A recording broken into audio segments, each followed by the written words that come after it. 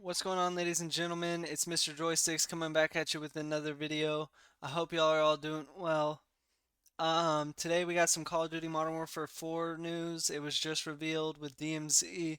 The release date and Nintendo Switch 2 version is confirmed. So all you Switch 2 people, celebrate today, because you gotta win. Um, but this is per IGN. And basically, it's you're playing as a North Korean soldier, or not North Korean, a South Korean soldier, and for the campaign wise, and you're playing as a South Korean soldier, and you're thrust into combat as North Korea invades, and you're trying to overcome the impossible in a gripping zero to hero journey. Captain Price also returns and forms a rogue alliance operating outside the system and apart from the Task Force 141 team he once called his own. We're gonna get into some multiplayer stuff here in a second, but if you haven't seen the trailer, I definitely recommend it. Link will be in the description. Um, but it will be coming. It will not be coming out on PS4 and Xbox One, unfortunately. You know, it's unfortunate the way these things go, but it's for the betterment of gaming that we move on and move to the next gen. I think it's for the best. I mean, they're already doing so much more stuff with it, as you'll see. But it releases on PlayStation 5, PC, Xbox Series X, and Steam and Battle.net, and Xbox Series S as well. And then it'll be releasing on Friday, October 23rd, 2026. And surprisingly, 4 weeks before GTA 6 comes out, which is pretty crazy, but it is what it is. The price will be $70 instead of the 80. The Volt Edition costs 100. Let's get into the multiplayer news.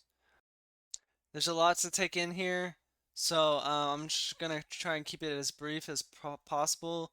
But Mark Medina got to play Modern Warfare 4 multiplayer early, and basically he says it finally feels like Infinity Ward had the space to build the version of Call of Duty multiplayer they've been edging toward for years. This is also IGN, by the way.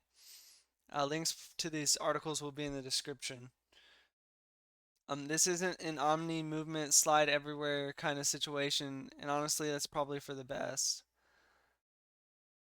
Basically, it says sliding feels better too, especially the new backwards slide. There's also a mantle cancel. Um, Climbing feels faster and more intentional thanks to pipe climbing and pole traversal. Ledge mantling isn't just a slow animation anymore. You can actually aim and shimmy while doing it, so that's pretty neat. More movement expression, but not like slide everywhere and like run over your enemies. Um, no more bloom, so basically if your gun is aimed at someone, your bullets go there. No random spread deciding whether you win or lose a fight. It's just you, your recoil control, and how well you're tracking.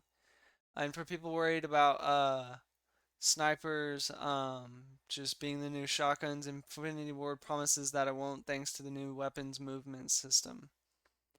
Um, Smoke doesn't ruin your sightlines as much anymore. Depth of field isn't constantly blurring out enemies and aiming just feels clear overall. If you're too close to a surface, it adjusts instead of awkwardly clipping or stopping your motion altogether. In tight spaces, weapons shift into a more compact stance, which makes close quarters fights feel a bit more grounded. On top of that, environments are more reactive overall. Bullet holes stick around, props can be destroyed, and vehicles create shockwaves that can knock you down when exploding. Apex attachments are basically where things get a little wild. They're basically attachments that like modify your gun outside of your regular creative class. And so you got things like underbarrel shotguns, radar linked ammo setups, strobe light shotguns that mess with visibility, stealth focused suppressed builds, EMP style barrels that disrupt kill streaks, and even rocket style attachments that turn weapons into something completely different. Gunsmith has gotten so deep over the years that sometimes it feels like a spreadsheet, but more than a loadout system. The new gunning system fixes that by just doing it for you if you want.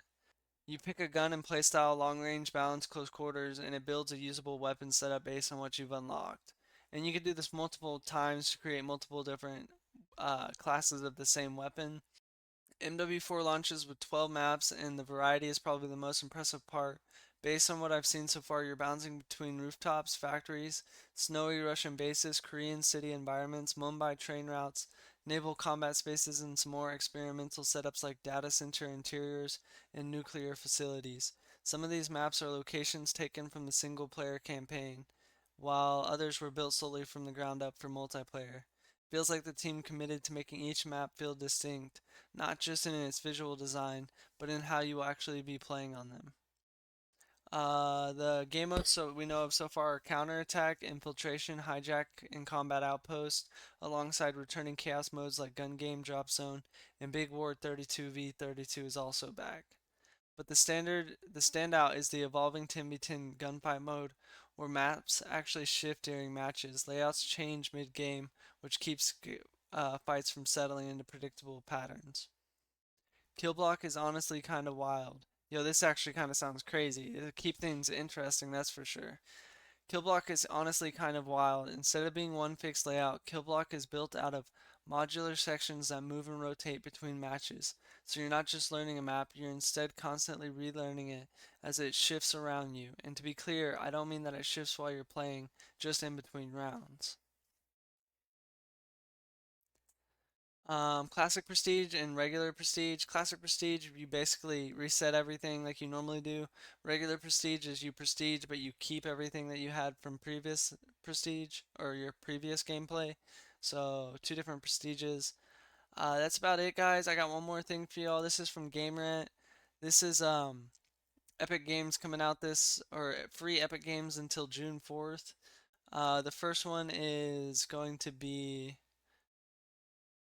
The first one's going to be Calico, and Calico is a cozy management sim that tasks players with running a fantasy cat cafe in a magical town. And then the next one is Lone Star. Lone Star is a tactical roguelite deck builder built around spaceship battles. So if you want to check those out, definitely do so. I'm Mr. Joysticks, and peace out.